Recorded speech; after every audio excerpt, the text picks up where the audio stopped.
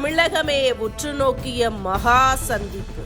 அதிர்ந்த அறிவாலயம், மோடியின் master plan success. தமிழக அரசியலில் திமுக அரசுக்கு எதிராக மிக பெரிய அளவில் அதிருப்தி அலைகள் வீச தொடங்கியுள்ளன. 2021 முத்துவேல் கருணாநிதி ஸ்டாலின் என்னும் பெயருடன் பதவியேற்ற போது இருந்த அந்த பெரும் எதிர்பார்ப்பு தற்போது ஆட்சிக்கு எதிரான மனநிலையாக மெல்ல உருமாறி வருகிறது. இந்த நிலையில் தமிழக அரசியல் களம் 2026 சட்டமன்ற தேர்தலை ஒட்டி ஒரு வரலாற்று சிறப்புமிக்க மாற்றத்தை நோக்கி நகர்ந்து கொண்டிருக்கிறது. நேற்று நடைபெற்ற பிரதமர் நரேந்திர மோடியின் தேர்தல் பிரச்சார கூட்டம் என்பது தேசிய ஜனநாயக கூட்டணியின் இரும்புக்கரமான வலிமையை நிரூபித்துள்ளது. ஒரு முக்கிய மைல்கல்லாகவும் இது பார்க்கப்படுகிறது. இந்த மேடையில் எடப்பாடி பழனிசாமி, அண்ணாமலை, நயினார் நாகேந்திரன் மற்றும் டிடிவி தினகரன் உள்ளிட்ட முக்கிய தலைவர்கள் அனைவரும் ஒரே நேர்கோட்டில் ஒன்றிணைவது தமிழக அரசியலில் இதுவரை கண்டிராத ஒரு புதிய ஒருங்கிணைந்த உளவியலை மக்களிடையே ஆழமாக விதைத்திருக்கிறது. கூட்டணி பேச்சுவார்த்தைகளை பொறுத்தவரை அதிமுக இம்முறை தனது கௌரவமான செல்வாக்கை நிலைநாட்டும் வகையில் சுமார் 164 தொகுதிகளில் தனித்து போட்டியிட திட்டமிட்டிருக்கிறது.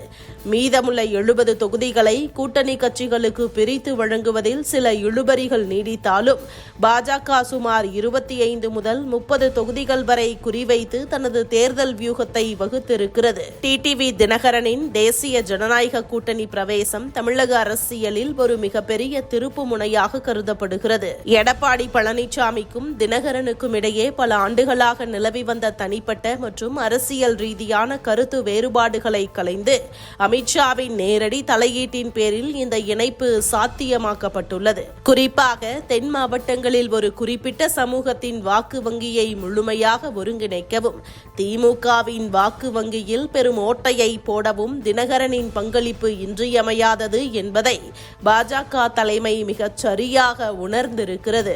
இதற்கிடையில் ஓபிஎஸ் மற்றும் சசிகலா ஆகிய இருவரையும் திமுகவுக்கு எதிராக மிக வலுவாக குரல் கொடுக்க வைப்பதற்கான முயற்சிகளும் வெற்றிகரமாக நடந்து வருவதால் அதிமுக தொண்டர்களிடையே ஒருவித புத்துணர்ச்சியும் உற்சாகமும் கரை புரண்டு ஓடுகிறது. மறுபுறம் தேமுதிகவின் பிரேமலதா மற்றும் பாமகவின் ராமதாஸ் ஆகியோர் இன்னும் தங்களின் இறுதி முடிவை அதிகாரப்பூர்வமாக அறிவிக்காமல் சில தயக்கங்களை காட்டினாலும் அவர்கள் தேசிய ஜனநாயக கூட்டணியில் இணைவதற்கான சாத்தியக்கூறுகளே பிரகாசமாக உள்ளன. முந்தைய தேர்தல்களில் எடுத்த சில தவறான முடிவுகளால் தங்களின் அங்கீகாரத்தை சற்றே இழந்த தேமுதிக இம்முறை மிக கவனமாக காய்களை நகர்த்தி வருகிறது. ஒருவேளை அவர்கள் முடிவெடுப்பதில் இனியும் தாமதம் காட்டினால் அது அவர்களின் அரசியல் இருப்புக்கே அச்சுறுத்தலாக அமையலாம் என்பதால் விரைவான முடிவை நோக்கி அவர்கள் நகர்கின்றனர்.